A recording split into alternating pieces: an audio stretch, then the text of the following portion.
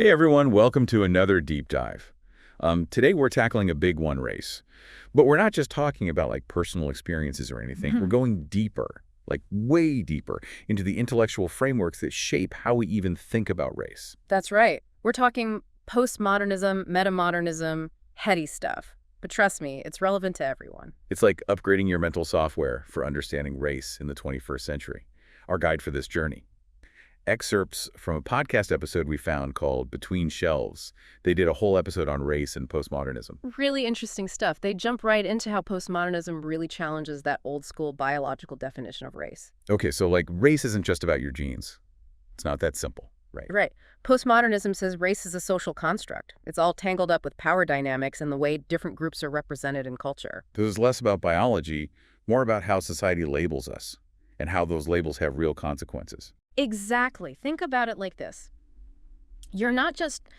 Your DNA postmodernism argues that society plays a huge role in shaping your racial identity, and those labels have real consequences for how you experience the world. And to give this great example in the podcast about how race is portrayed in films.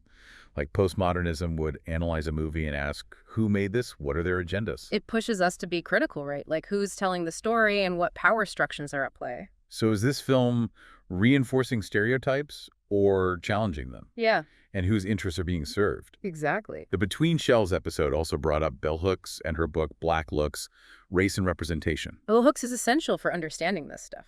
One of her key arguments is that the way we see race is often shaped by the media we consume. Like who gets to be the hero, the villain, the love interest, those representations definitely matter. For sure. Another term they talked about is hybridity. It's from a theorist named Homi K.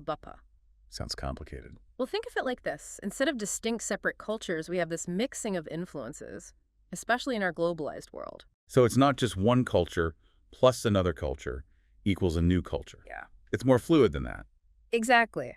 Bhabha's work helps us see how people navigate multiple cultural identities, creating something new and unique in the process. Okay, so we're seeing how postmodernism shakes things up. Yeah. But even postmodernism has its limits, right? You got it.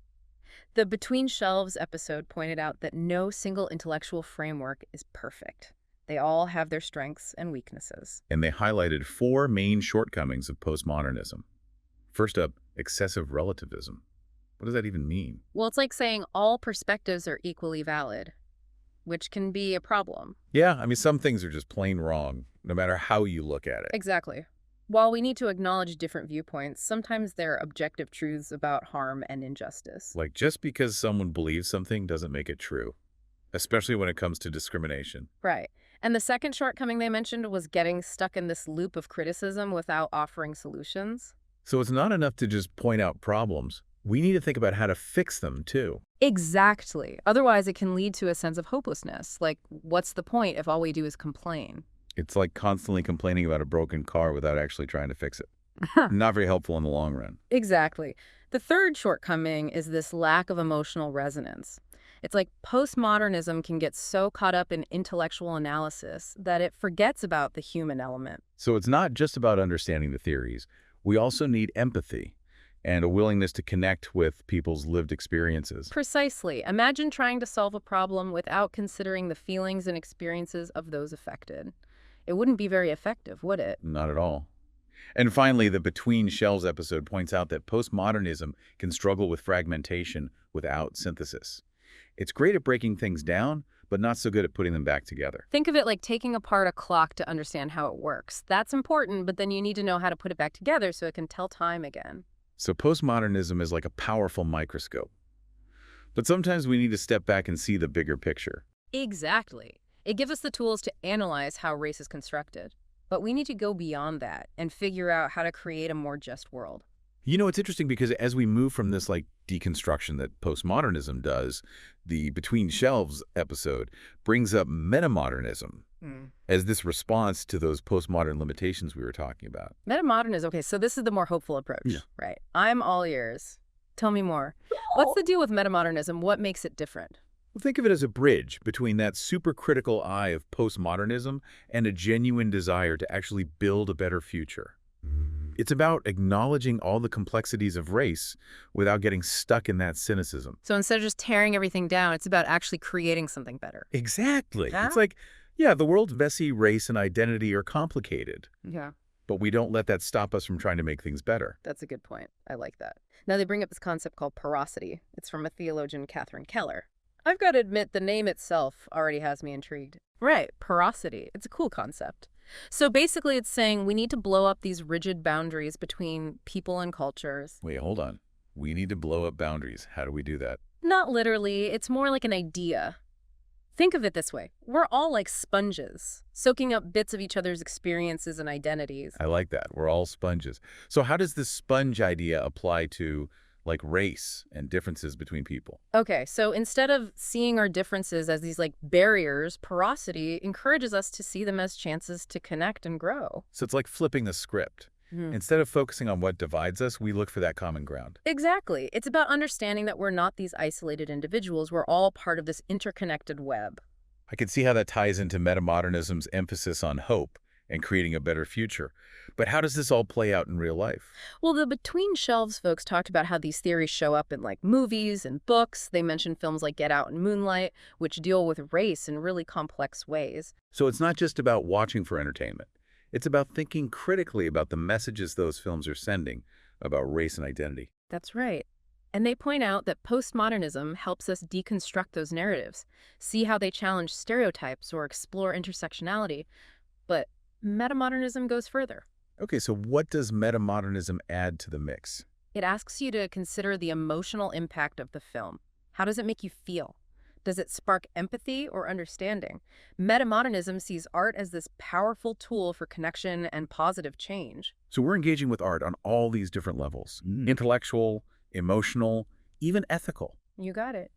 And the Between Shelves episode really emphasizes that even though postmodernism has its downsides, it laid some crucial groundwork for understanding how race is constructed and how it operates within power structures. So we shouldn't throw the baby out with the bathwater. Right. Not at all. Postmodernism gave us these valuable tools for critiquing those dominant narratives, especially when we're talking about inequality. So it's about using both postmodernism and metamodernism together to get a more complete picture. Exactly. Each framework has its own strengths and weaknesses. By combining them, we get a more nuanced understanding of these super complex issues. Now, the Between Shelves episode also highlighted a bunch of authors and thinkers who've explored all this, like a brief tour, they called it, of some really brilliant minds. It is a great way to put it. And it's important to remember this is just a starting point. We encourage you to go deeper and explore all those diverse perspectives out there. Okay, let's take that tour then. Who are some of the key figures we should be checking out? We got to start with Front Fanon. His work on colonialism and how racism impacts people psychologically is essential. Even though he was writing before postmodernism really emerged, his insights are so relevant today. Yeah, understanding the legacy of colonialism seems crucial for understanding race today. Absolutely. Then there's Stuart Hall. He's like a pioneer in cultural studies. He was all about how media shapes our understanding of race. So like how media can reinforce or challenge power structures when it comes to race. Exactly. His work on encoding and decoding messages is really helpful for understanding that. Then we have Judith Butler, who's famous for her work on gender. But she also has some fascinating things to say about race. I didn't realize she wrote about race, too. Oh, yeah.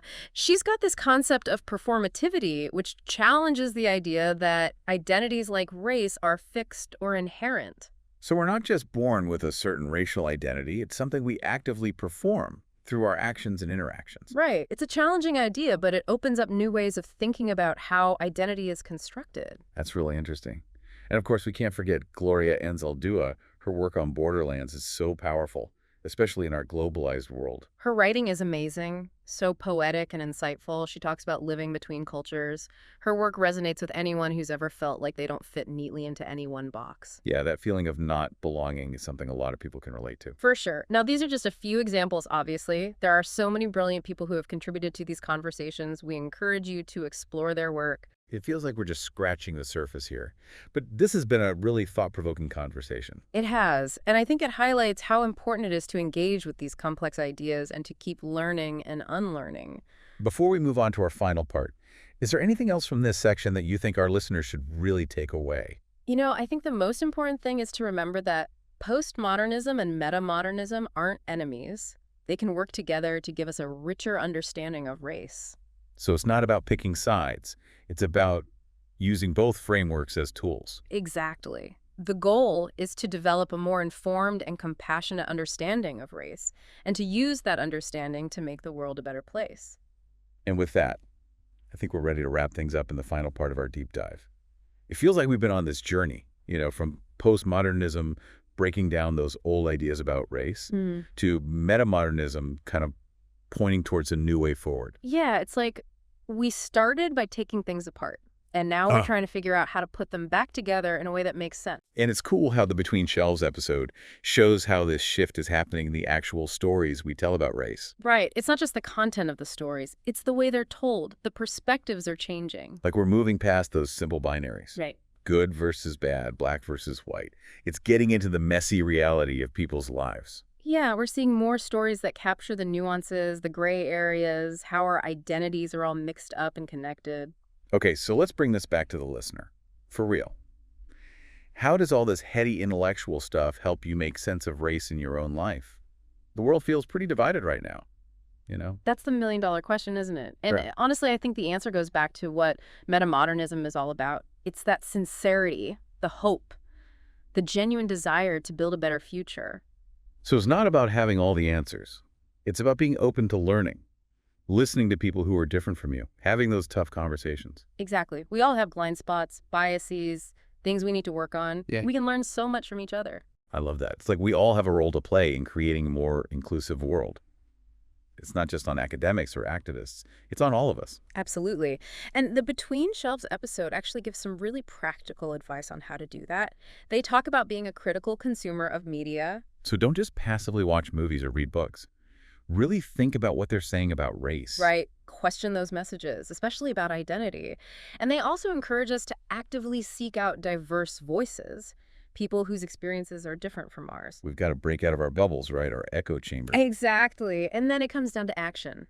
Even small things can make a difference. Speaking out against injustice, supporting organizations that are doing good work, even just having honest conversations with your friends and family. Through all this, I keep coming back to that idea of porosity. It's just such a powerful way to think about these difficult issues. It really is. It's saying that we're not just isolated individuals. We're all connected. We're constantly influencing each other. And that includes how we understand race. So we're not fixed. We're always evolving, changing. And that evolution happens through dialogue, through trying to understand each other's experiences. As messy and challenging as that can be, that's how we move towards a more just and equitable world. Well said. This deep dive has given us so much to think about. We've gone from postmodernism, deconstructing those old ideas about race, to metamodernism, offering us a new path forward. And we've even gotten some practical tips on how to apply all this to our own lives. It's been a journey, and I hope it's inspired you to keep learning and to keep having these important conversations. Absolutely. But before we go, I want to leave you with one final thought to ponder. Given everything we've discussed about race in this complex world, how can you use these ideas from postmodernism and metamodernism to help create a more just and equitable society? It's a question we should all be asking ourselves. The journey continues. Thanks for joining us for another deep dive. We'll see you next time.